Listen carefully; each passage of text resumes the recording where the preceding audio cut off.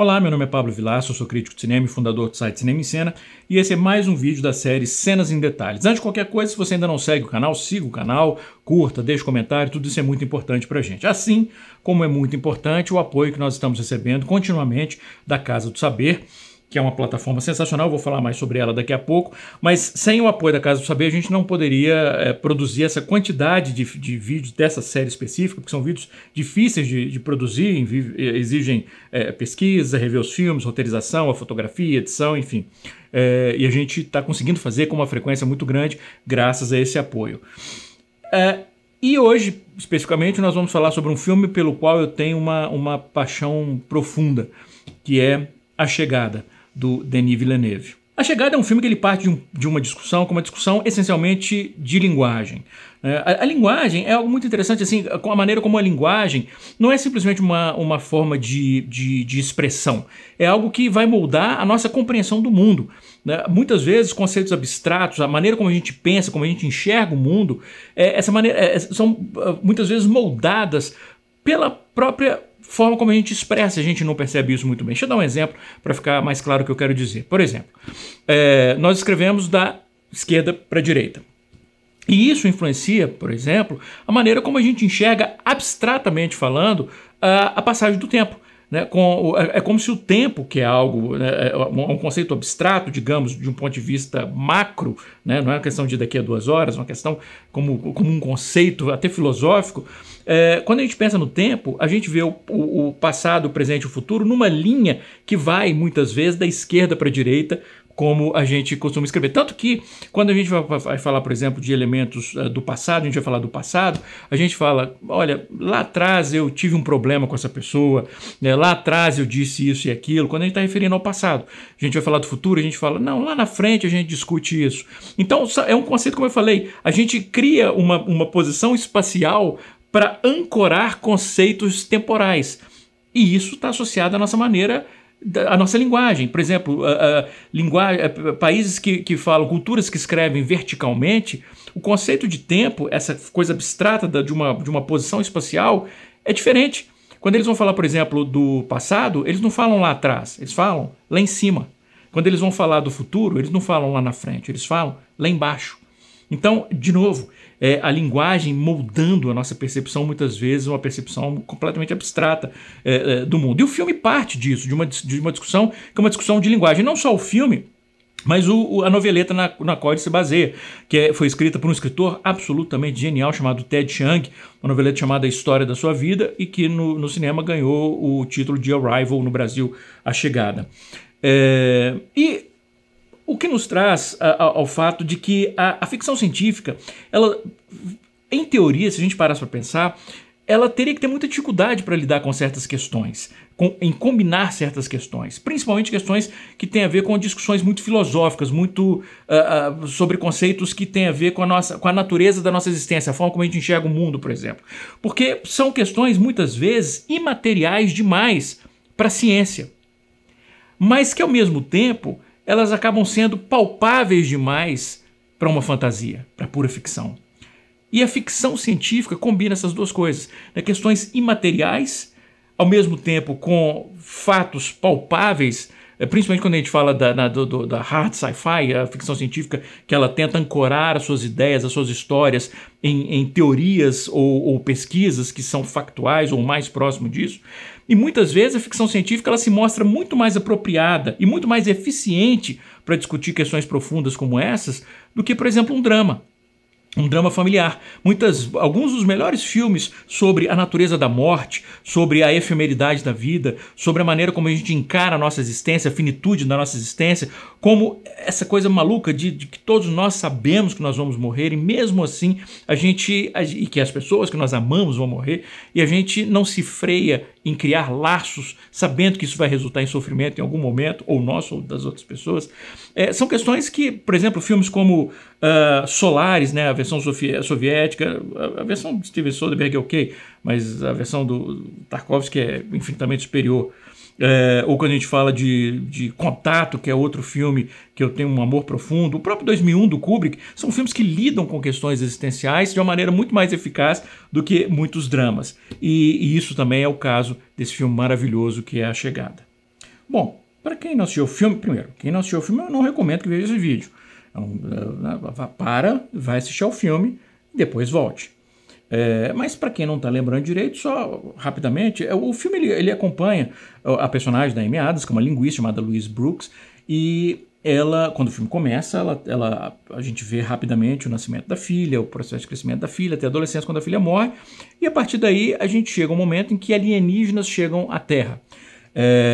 E eles tentam estabelecer comunicação, e ela é chamada pelo governo, representado pelo coronel, que é vivido pelo Forrest Whitaker, para poder, como ele é linguista, para poder traduzir, aprender aquela linguagem e traduzir. E no processo ela se reúne a um físico, se eu não me engano, ele é físico, que é o personagem do Jeremy Renner, e o filme vai acompanhar essas sessões entre os dois e os alienígenas, para que ela decifre a linguagem dos alienígenas. E o que ela vai percebendo aos poucos, é por isso que eu falei spoiler, o que ela vai percebendo aos poucos é que a maneira como eles expressam, através da escrita principalmente, porque existe uma diferença entre a linguagem escrita e falada deles, é uma forma não linear. Daí o logograma, porque eles projetam, quando eles vão escrever frase, eles escrevem a frase toda de uma vez, porque eles já sabem exatamente no início da frase o que vai estar no final, porque não existe início e final. Então, e essa maneira não linear de pensar a escrita é porque eles têm uma maneira não linear de enxergar o tempo. O tempo, eles têm uma percepção do tempo como um todo, o tempo inteiro. Passado, presente, futuro, inexistem. Existem, ou melhor, existem todos ao mesmo tempo. E a partir do momento que ela apreende a língua, ela também começa a ter essa percepção. E com isso, uma das coisas que a gente acaba percebendo é que aquele início do filme que a gente julgava ser o passado dela, na verdade é o futuro. Ela não teve aquela filha ainda. Ela não passou pela perda daquela filha ainda. Ela vai passar e ela sabe disso. E ela aceita ainda assim ter a filha, sabendo qual vai ser o destino. Aliás, A Chegada é um exemplo notável de adaptação de uma mídia para outra. O roteirista do filme, Eric Heisser, ele fez uma série de mudanças estruturais, mas principalmente detalhes, muitas vezes, da trama, que indicam por que muitas vezes, quando você estuda essa adaptação e essas alterações, algo que funciona maravilhosamente bem na noveleta não funcionaria no filme.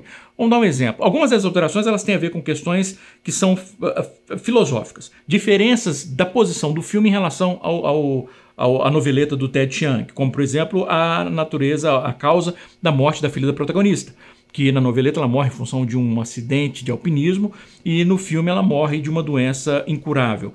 E isso reflete posições diferentes do filme e da noveleta em relação ao tema que eles tratam, mas eu vou abordar disso mais para frente. Mas, por exemplo, uma diferença que tem a ver com a natureza visual do cinema. No livro, são mais de 100 alienígenas que fazem contato, ou enfim, que eles enviam para 119 pontos diferentes, se não me engano, do planeta, um equipamento que é essencialmente um monitor, que vai permitir que se faça, que nós terráqueos tenhamos uma conversa em vídeo com os alienígenas. E no livro ele descreve essa tecnologia como criando uma realidade muito palpável. Quando você está diante desse monitor conversando com os alienígenas, é como se você estivesse vendo eles ali, como se eles realmente estivessem presentes.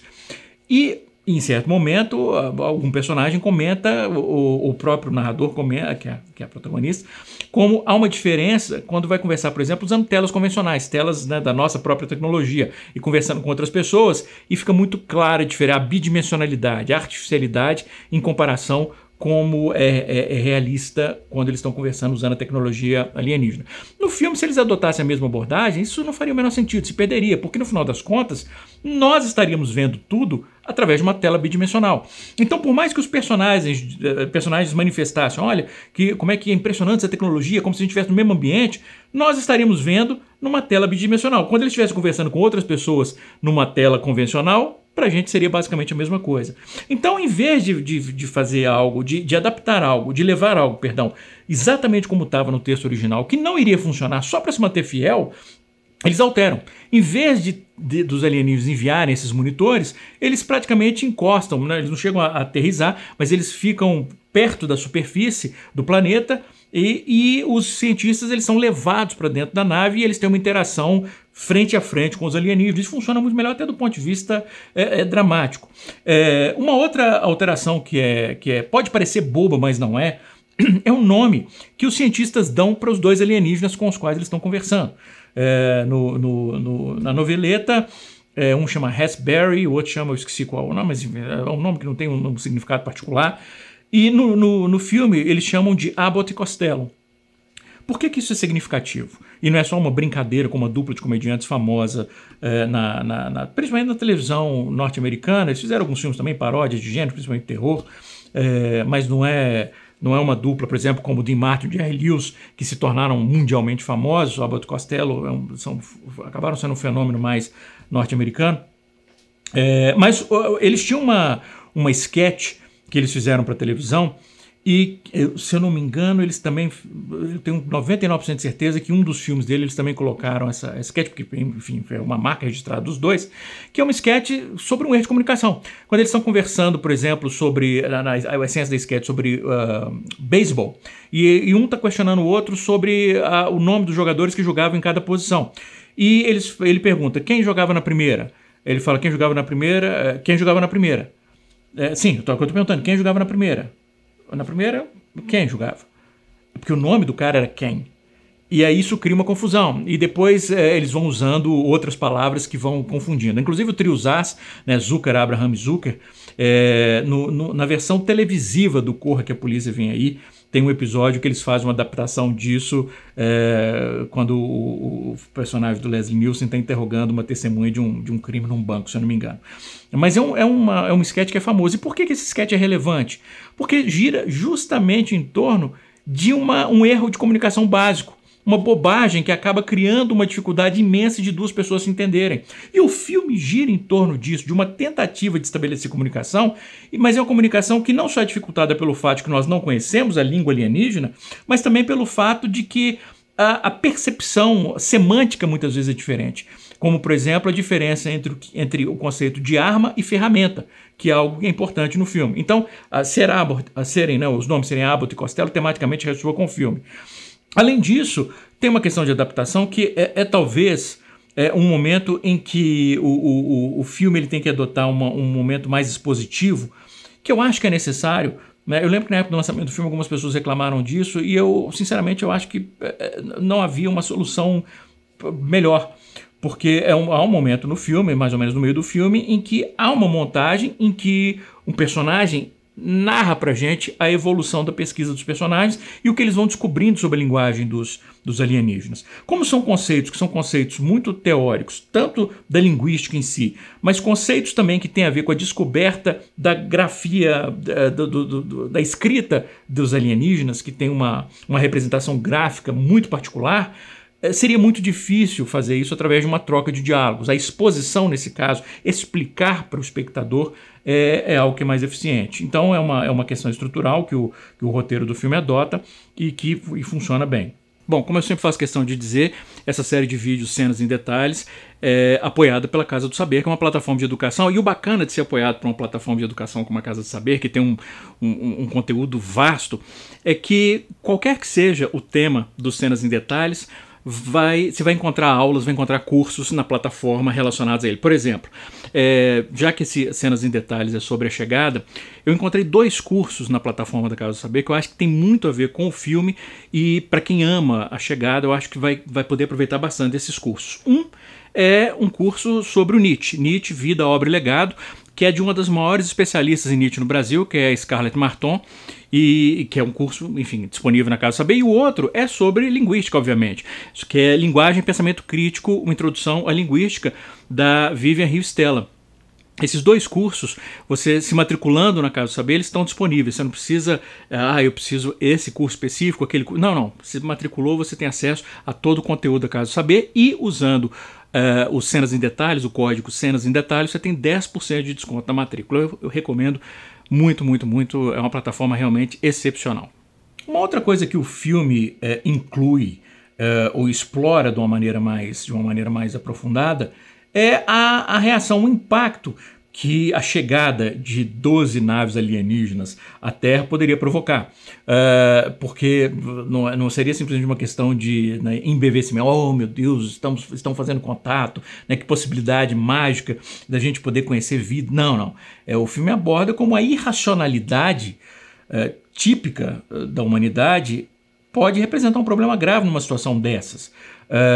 Não só de um ponto de vista do pânico que isso poderia gerar, que certamente geraria especificamente em certos grupos, que poderiam se espalhar para outros através da violência, né, através enfim, de ficar saqueando, de saquear supermercados, etc. Ou um questionamento de se o governo é a melhor opção para conversar com os alienígenas, né, essa coisa liberaloide, paranoica, que o filme, inclusive, deixa... Eu tenho que fazer um parênteses aqui.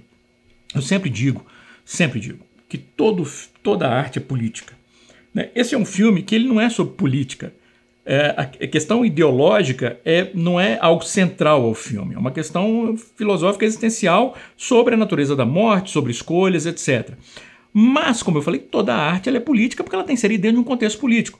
Então, quando a gente vê, por exemplo, o modo como a paranoia, como ela é infecciosa e, principalmente, ela leva a atos de violência e ela é propagada, especificamente, por exemplo, no filme representado por um cara que a gente vê num vídeo com um microfone para ele está fazendo, obviamente, um podcast com transmissão, e a gente vê o microfone, o computador, enfim, o enquadramento, a figura do cara é, obviamente, uma representação de uma das figuras mais desprezíveis que existe. Agora ele já morreu, o que ele não deixa de ser desprezível por isso, que era o Rush Limbaugh, que durante décadas ele infectou o pensamento de um grupo imenso de pessoas, inspirando atos de violência, inspirando preconceito, ódio, intolerância. E, inclusive, aqui no filme a gente vê, inclusive, no site dele, o banner vendendo armas.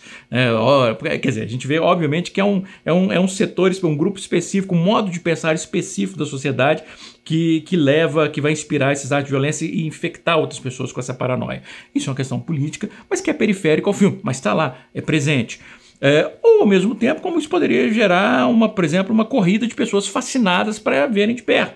E a gente vê, por exemplo, em certo momento, um trecho imenso de uma estrada com tráfego, com carros, pessoas acampadas ali, porque elas querem ver aquilo de perto. É algo, por exemplo, que o Contato também aborda muito bem. É algo que é periférico, quase inexistente no texto original, mas que ganha certo destaque aqui, porque o filme tem a oportunidade de expandir um pouco e, aliás, precisa expandir um pouco a sua realidade para que a gente identifique melhor com o que está acontecendo. Ou quando, por exemplo, a personagem da Amy Adams está conversando com a mãe pelo telefone, a mãe está apavorada e ela só diz assim: mãe, eu já falei para você não ver esse canal, esse é um canal só de idiotas.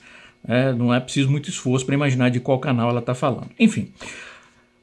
Como um filme que também ele tem o objetivo de envolver o espectador através da tensão, né, da expectativa, o que representa a chegada daqueles... Eles são uma ameaça, né, eles são uma promessa de algo positivo.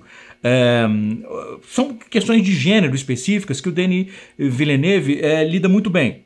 Até questões da mise-en-scène básicas, por exemplo, a maneira como ele estabelece a geografia do acampamento militar próximo da nave alienígena, como ele apresenta não só através da chegada dos personagens, então num plano aéreo, mas à medida que os personagens estão caminhando por dentro das tendas e vendo o centro, por exemplo, de comando aqui com as suas telas, depois onde o personagem do Jeremy Renner vai ficar, onde a personagem da Amy Adams vai ficar, a relação da entrada do acampamento com a posição da nave. Tudo isso, esse estabelecimento dessa mise-en-scène é feito de uma maneira muito, muito cuidadosa pelo Denis Villeneuve. Assim como é feita a apresentação dessa nave. Imagine, é um momento absolutamente fantástico. Ele não simplesmente mostra na tela. Ele cria, e eu acho isso fantástico e fundamental, ele cria toda uma atmosfera que já nos leva a antecipar a visão mágica que nós teremos ali a pouco. Quando a gente vê, por exemplo, o helicóptero se aproximando, primeiro a gente vê através dos olhos da Amy Adams olhando pelo helicóptero, e eu vou falar sobre essa questão da subjetividade do ponto de vista dela mais para frente. E ela, de repente, a gente vê, é uma imagem lindíssima, com uma vasta área aberta, verde, com basicamente uma cascata de névoa caindo. E é isso associado à trilha do Jóhann Johansson, isso cria justamente a impressão no espectador de estar testemunhando algo, e vou repetir essa palavra de novo, algo mágico, algo que é sobrenatural, que fascina por ser desconhecido. Ao mesmo tempo, é claro que existe uma tensão, que é uma tensão subjacente a todo o procedimento, né? Nós estamos diante do desconhecido. E o filme ele não é muito otimista em relação à humanidade diante do desconhecido, porque se tem uma coisa que nós sabemos é que a nossa tendência, e quando eu falo nossa, da humanidade de modo geral, é reagir ao desconhecido com violência. Né? A gente teme o que é desconhecido e o nosso primeiro instinto é reagir com violência. E o filme mostra isso muito bem. Então ele cria uma tensão no procedimento até a gente ver os alienígenas pela primeira vez. Toda essa sequência que acompanha a entrada dos personagens, dos dois cientistas, da Amy Adams do Jeremy Renner, na nave, ela é feita com uma calma muito grande. Para que a gente possa perceber, por exemplo, a ansiedade dela. O que a gente percebe ao mesmo tempo que o personagem do Jeremy Renner ele está fascinado, né? Existe uma certa apreensão, mas existe uma diferença de posição entre eles. Quando, por exemplo, o Denis Villeneuve e o Bradford Young, que é o diretor de fotografia do filme, espetacular por sinal, ele se detém, por exemplo, na textura da nave, ele tocando e a gente vê a textura da nave que foge daquele clichê da ficção científica, é tudo, né, lisinho, impecável. Não, a gente vê fissuras na textura, né? Isso torna muito mais palpável. E essa fascinação do personagem querendo apenas tocar, e é um plano inclusive muito bacana, porque ele vai tocando e a câmera vai se afastando até o momento em que há abertura. Então é como se de repente a mão dele que estava aqui em algo sólido, ele chega na escuridão, no desconhecido. Então até simbolicamente é muito bem apresentado. E o suspense que é criado, a expectativa que é criada na própria apresentação, no surgimento das criaturas.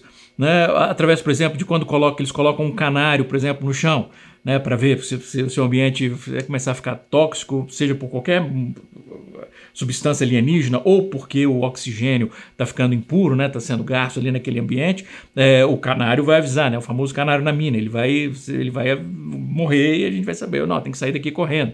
Então a posição do canário enjaulado já cria uma expectativa, há um perigo envolvido ali.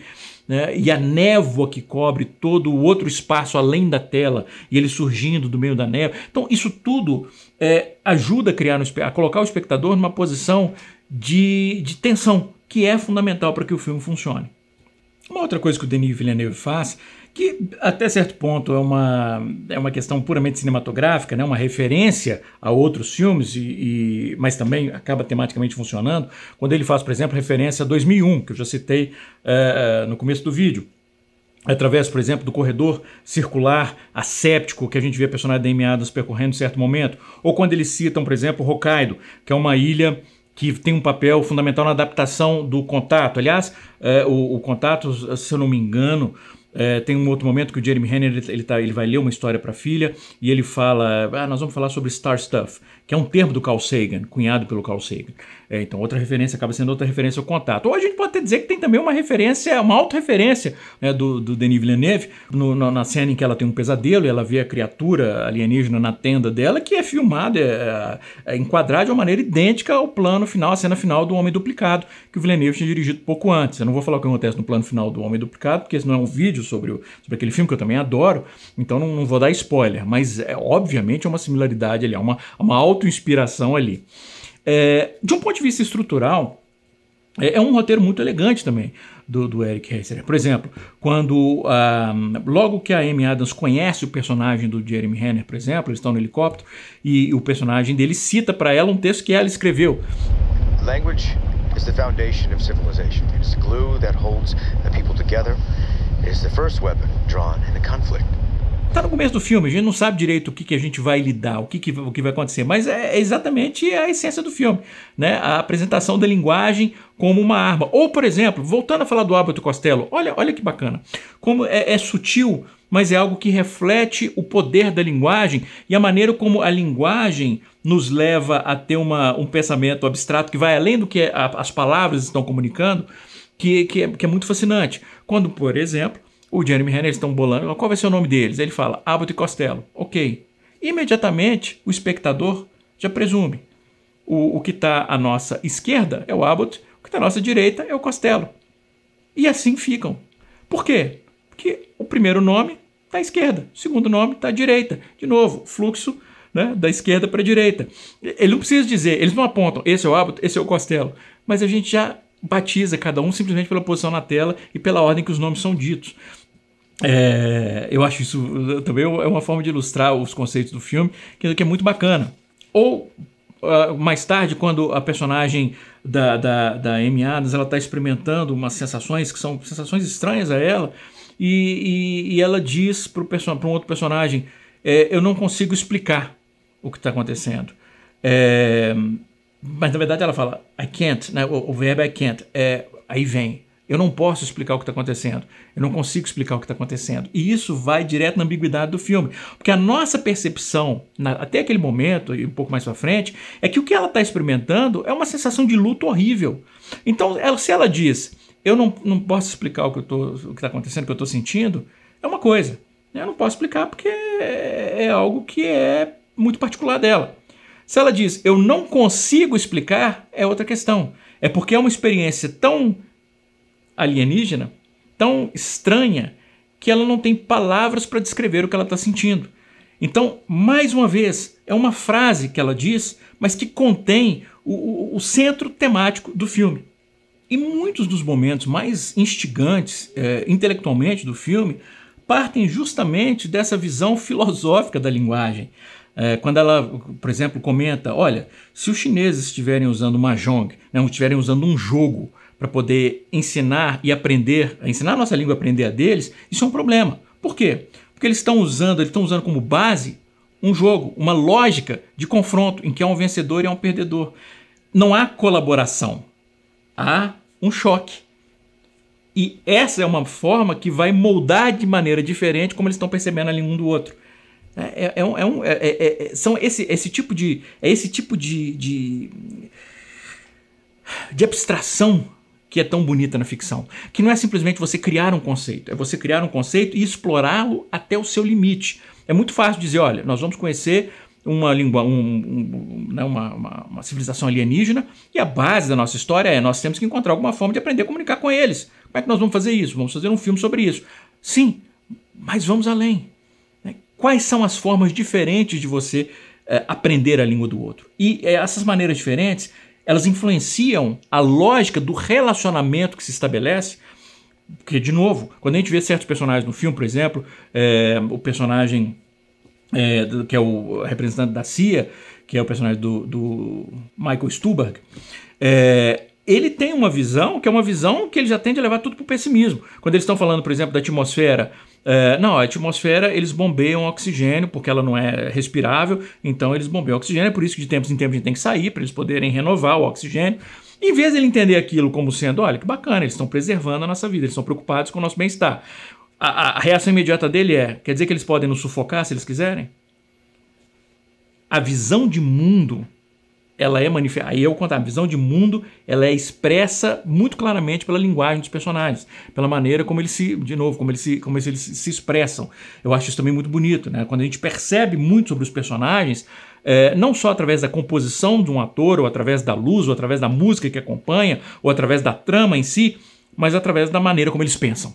A Chegada faz isso muito bem. Aliás, essas questões todas linguísticas, se é uma coisa que interessarem vocês, eu quero recomendar um filme que é bem curtinho, ele tem 70 minutos, é um documentário chamado É Feliz o Homem que é Alto, que é um documentário que é uma série de entrevistas e de quase que uma palestra de uma das figuras mais sensacionais que a humanidade já produziu. Vai ser uma perda imensa pra gente quando esse cara se for, que é o Noam Chomsky. Que, aliás, tem uma cena, quando a gente vê o escritório dela, tem livros, né, do Noam Chomsky, é claro que tem que ter na prateleira da linguista, né, o Noam Chomsky. Além disso, o filme ele aborda e discute muito a ideia da linguagem para estabelecer conexão, para estabelecer ligação ou para representar um rompimento. É interessante, por exemplo, que à medida que a personagem da Amy Adams ela vai se aproximando dos alienígenas, e quando eu digo aproximando vai entendendo a lógica com que eles enxergam o universo, não só a língua deles, embora um tenha a ver diretamente com o outro, mas como ela é o nosso avatar no filme, como o filme faz isso de novo, eu vou explicar daqui a pouco, quando ela começa a ter essa facilidade, o filme passa a incluir legenda para o que os alienígenas dizem.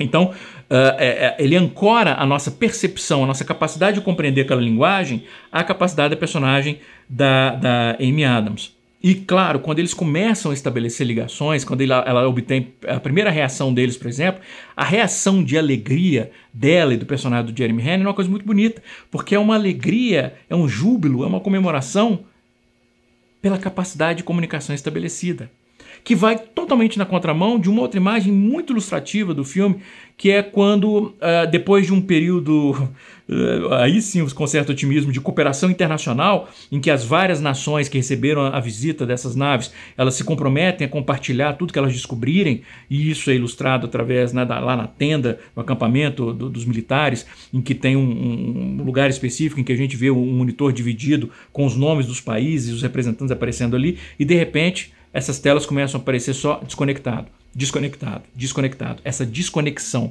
essa recusa em se comunicar, esse rompimento da comunicação, né, através da linguagem ou através da simples interação, do compartilhamento de informação, é ilustrado visualmente de uma maneira muito impactante, simplesmente por a gente ver aquelas telas que antes estavam cheias de rostos, né, de vários países, agora só com a palavra desconectado. E essa visão de mundo que eu acabei de mencionar, essa visão do universo que os alienígenas têm e que tem tudo a ver com a linguagem deles, é algo que está no centro dramático do filme, né, que é, digamos, a principal reviravolta do filme e que é construída de uma maneira estrutural, é muito sólida o que o Denis Villeneuve e o Eric Heisserer fazem e o montador Joe Walker. Porque o que eles fazem é usar, primeiro, a nossa tendência como seres humanos a enxergar tudo de uma maneira linear. Eles usam essa nossa tendência, esse nosso instinto contra a gente mesmo. Porque quando o filme começa e a gente vê a Amy Adams vendo um bebê recém-nascido, aí há duas coisas que acontecem. Primeiro, aí o efeito Kuleshov. A gente acaba projetando nela a nossa sensação, nosso sentimento. Então aí eu vou falar particularmente de mim. Até como pai, não é só como espectador, como crítico, né? Ela vendo o bebê, a bebê recém-nascida, ela olhando para o bebê recém-nascido, é uma sensação de amor profundo, né? Ela olhando para aquele bebê sem nem acreditar. Meu Deus do céu, olha o que eu fiz, olha que coisa linda, olha que coisa mágica, olha que coisa especial. Revendo o filme, para fazer, né, essas cenas em detalhes e já sabendo, né, a estrutura do filme, a expressão dela me comunicou outra coisa. A expressão dela me comunica uma tristeza profunda, que é esse bebê que eu já amo, que eu já amava muito antes desse bebê nascer, dele ser concebido. Eu tenho um tempo finito com ele, porque ela vai morrer na adolescência, né? No filme, no livro, ela tem 25 anos quando ela sofre esse acidente, e no filme ela é uma adolescente. E ela vai morrer. Então, uma expressão de luto antecipado. E é muito fascinante, porque, de novo, a primeira vez que eu vi o filme, eu enxerguei ali uma coisa linda. E um sentimento de amor. E aí, à medida que ele vai fazendo uma série de elipses, e a gente vai vendo o crescimento dessa menina até ela morrer, a sequência inicial do filme é toda isso. É como Up, né? É devastador. E a gente vai vendo a relação, né, dela com a filha e os momentos daquela criancinha aprendendo coisas, brincando com a mãe, rindo, ou brigando com ela, xingando quando vai ficando adolescente. E aí ela morre e a gente fica devastado. E, de novo, eles usam isso contra a nossa percepção, o nosso instinto de encarar tudo como linear contra a gente mesmo. Porque na cena seguinte, né, a gente vê a menina morrendo. Na cena seguinte, a gente vê a Amy Adams chegando na faculdade e andando em direção à sua sala, a gente projeta nela luto. Quando não tem luto ali, porque aquela cena se passa muito antes dela ter a filha e muito antes dela saber, né, dela desenvolver a capacidade de enxergar o tempo como um todo. A gente projeta, é muito bacana isso nesse filme, a gente projeta um sentimento, de novo, efeito Kuleshov, pela nossa percepção de linearidade pelo que acabou de acontecer, a gente projeta um sentimento que não está lá, e quando você vê o filme de novo, você percebe que esse sentimento não está lá, que ela é simplesmente uma mulher que está chegando para trabalhar, está cansada, de saco cheio e tal, está chegando para trabalhar, e a gente projeta um luto que ainda não está ali. O que, aliás, só para fazer de novo um parênteses, o filme funciona muito bem na revisita, porque é um raro filme que ele consegue fazer uma conversão fundamental para que ele possa ser visto várias e várias e várias vezes. Um filme que ele, por exemplo, ele depende de surpresa e o grande mote do filme, a grande força do filme é a surpresa. Quando você vê o filme uma vez, por exemplo, quem é o assassino? Aí você vê num filme sobre quem é o assassino e tal. Aí, quem que é o assassino? Quem é o assassino? Tal, aquele suspense danado. No final do filme revela, o assassino é o mordomo. Oh, meu Deus, que coisa inesperada, que choque, babá. Acabou. Você teve aquela surpresa. Quando você for ver o filme de novo, você já sabe que o mordomo é um assassino. O filme tende a não funcionar. Os filmes que tendem a sobreviver, resistir muito bem a revisitas, são aqueles que eles podem muito bem, na primeira vez que você assiste, a surpresa cumpre o papel. Mas a partir da segunda vez que você assiste ao filme, ele transforma o efeito que era da surpresa em um efeito provocado pela ironia dramática. A surpresa deixa de existir, mas ela é substituída pela ironia dramática. O que é ironia dramática? A ironia dramática é quando você sabe algo que os personagens não sabem. E isso acrescenta suspense ao filme, ou vai acrescentar humor, ou vai acrescentar drama, mas enfim, isso cria uma camada adicional de compreensão do espectador que ressalta elementos temáticos, por exemplo, específicos. Né? Pense, por exemplo, a primeira vez que você viu O Sexto Sentido e as vezes que você viu o filme a seguir sabendo o que estava acontecendo. Isso muda o nosso foco completamente de enxergar o filme. E a chegada, isso acontece também. Né? Se na primeira vez, quando você assiste, você está projetando o luto e a dor daquela mãe que perdeu a filha e que ela recebe a oportunidade de entrar em contato com uma civilização alienígena e aprender a língua deles, mas ela não consegue se desligar daquela perda que ela sofreu, que é a nossa impressão quando a gente vê o filme pela primeira vez. Quando você vê o filme pela segunda vez, você percebe que o que está surgindo, o que nós estamos testemunhando ali, não é o luto, é o surgimento de memórias do que irá acontecer. E a escolha, eu vou discutir o termo escolha mais para frente, e a escolha que ela terá que fazer. Então o drama já entra esse nós já antecipamos o dilema que a personagem vai viver, porque nós sabemos o que ela vai enfrentar. É muito bonito isso no filme. De um ponto de vista de construção dramática, a montagem, como eu falei, do Joe Walker, o filme constantemente ele faz justaposições, são justaposições devastadoras. Quando ela vai, né, tendo uma série de... Ela vai recuperando. O livro o texto do Ted Chiang descreve como se blocos de memórias começassem a cair nos seus lugares. O filme ilustra isso muito bem. Né? A gente percebe que ela é como se de repente ela começasse a ter essas memórias das coisas que ainda vão acontecer. E não são lineares. Então, em um momento, por exemplo, ela lembra... A gente pode usar o termo lembra. Ela lembra de um momento em que ela colocou a filha para dormir, botou um cobertor na filha para ela dormir, e que logo em seguida vem um momento em que ela está cobrindo o cadáver da filha. Ou no momento, por exemplo, em que ela está deitada ao lado da filha, fazendo a filha dormir, e depois ela está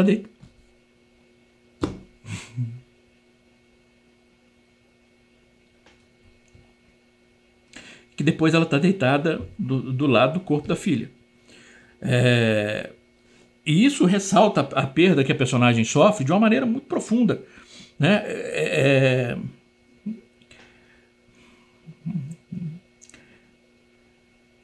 Isso ressalta a perda da personagem. E isso é construído através da justaposição desses momentos.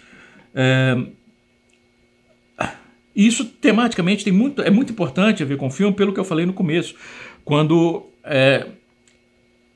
essa ideia de que, como eu até escrevi na época, que existem amores tão profundos que mesmo que você saiba que eles vão resultar em sofrimento, você não consegue deixar de querer vivê-los. Tematicamente, isso é muito central ao filme e essas justaposições da montagem ilustram isso muito bem. Ou quando, por exemplo, a gente percebe, e aí de um ponto de vista estrutural em relação à construção do filme, quando a gente vê, por exemplo, o momento em que a filha dela recebe a notícia do diagnóstico, e a gente percebe a posição, não só a posição da Amy Adams na cena, mas que ela está usando preto. É porque ela já sabe qual vai ser o diagnóstico. E ela já está usando uma representação do luto no momento do diagnóstico. É uma pista visual ali do que a gente vai descobrir depois. E o filme é muito honesto nesse sentido, dessas pistas. Por exemplo, quando a gente vê um momento da filha que ela fala com a mãe: olha, eu desenhei você o papai. Ela é divorciada do marido, que é o pai da menina. Eu desenhei você o papai num show de televisão falando com os animais. E aí a gente vê o desenho, tem a mãe, o pai e uma gaiola com um canarinho. Se a gente encarar o filme como algo linear, não faz sentido aquilo. Porque não teria acontecido aquilo ainda. Né? Essa menina ela estaria no passado. Né? E a imagem dos dois com o canarinho é no futuro. Mas quando a gente percebe que, na verdade, a menina está no futuro, né? O que a gente achava que era um flashback, na verdade é um flash forward, faz sentido. Né? E o filme é honesto, está lá o desenho. É claro que depois ele mostra o desenho com mais detalhes, mas o desenho está lá, se você prestar atenção, está lá. Enfim, é uma construção muito, como eu falei, é complexa e ao mesmo tempo ela é sutil, delicada e honesta.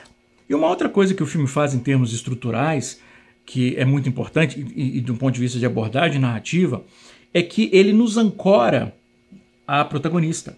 E quando eu digo ele nos ancora, não é simplesmente nós acompanhamos o que ela está fazendo, o que ela está vendo, o que ela está dizendo. Ele nos ancora no sentido de que nós temos uma percepção muito similar à dela com relação à linearidade do filme. Né? Quando ela começa a voltar no tempo, quando ela volta no tempo, tem aquelas memórias, nós temos junto com ela aquelas memórias. A gente ainda não sabe, como ela não sabe, qual é a natureza daquilo. A gente acha que é um flashback. Né? Ela não, a diferença é essa, ela não sabe de onde está vindo aquela imagem, e nós julgamos que é um flashback. Mas nós, tanto o espectador quanto ela, a percepção nossa é equivocada sobre a natureza daquelas imagens. Mas a gente começa a ter essa percepção junto com ela, e quando ela finalmente é capaz de compreender tudo que está acontecendo, nós também acompanhamos isso junto com ela. O filme é muito importante em relação, como eu falei, a subjetividade da personagem da Amy Adams, ela é estabelecida desde o começo através de sutilezas. Por exemplo, ela entra no helicóptero, a gente só ouve o ruído do motor do helicóptero. A gente só consegue escutar o que as outras pessoas estão dizendo quando ela coloca o fone de ouvido. Ou quando ela coloca o uniforme para poder entrar na nave, o som é todo isolado e a gente só ouve a respiração, né, da ansiedade dela. Ou através, muitas vezes, de planos subjetivos mesmo. Quando ela tem memórias, por exemplo, da filha, por exemplo, dizendo eu amo você, justa posta para ela já adolescente, eu odeio você, ela está dizendo aquilo para a câmera, para ela, e através da identificação cinematográfica primária, segundo Christian Metz, com o espectador. Então nos coloca, nos ancora com a personagem, seja do ponto de vista sonoro, de um ponto de vista visual e de um ponto de vista da estrutura da montagem. Então o filme, ele vai... Isso é muito bacana. O filme vai levando o espectador a reavaliar o conceito de linearidade. Se a gente acha no começo do filme que é tudo linear, aos poucos nós começamos a perceber que não, assim como a protagonista. E essa percepção, inclusive, tem a ver com o aprendizado dela da linguagem. É representado visualmente muito bem em certo momento, quando, por exemplo, a linguagem escrita deles em formato de logogramas, e em certo momento a gente vê a personagem da Amy Adams e a tela na qual eles escrevem à frente dela, e a impressão que nós temos é que esse logograma está circulando a cabeça da Amy Adams, porque ela está imersa, ela está envolvida naquela lógica daquela linguagem. Isso é representado visualmente. De novo, é simples, é uma decisão simples visualmente, mas ela é tematicamente muito significativa e muito bonita. Essa representação visual da imersão dela na língua, com o logograma em volta da cabeça, enfim, não é o único exemplo de uma representação visual de temas ou de dinâmicas ou de evolução do personagem ou da percepção do personagem sobre o mundo que o Denis Villeneuve e o Bradford Young, diretor de fotografia, criam ao longo do filme. O filme tem uma série de rimas visuais ou de ecos visuais, de motifs, que são fascinantes. A própria casa que a Amy Adams vive, que tem uma parede de vidro praticamente, em que ela vê lá fora, enfim, o formato desse vidro imenso reflete a tela branca que ela vai ver depois quando ela vai conversar com os alienígenas. Tem uma similaridade visual muito forte, e principalmente a posição dela em relação ao que está lá fora, né, o que está do outro lado. Assim como, por exemplo, os movimentos de câmera. Constantemente eles vão usar o tilt, seja o tilt, esse movimento vertical, seja para cima ou para baixo da câmera, ele cria uma lógica interessante. Quando a gente está vendo, por exemplo, a realidade da Amy Adams, né, dos terráqueos, digamos assim, em vários momentos ele vai usar um tilt vertical indo de cima para baixo.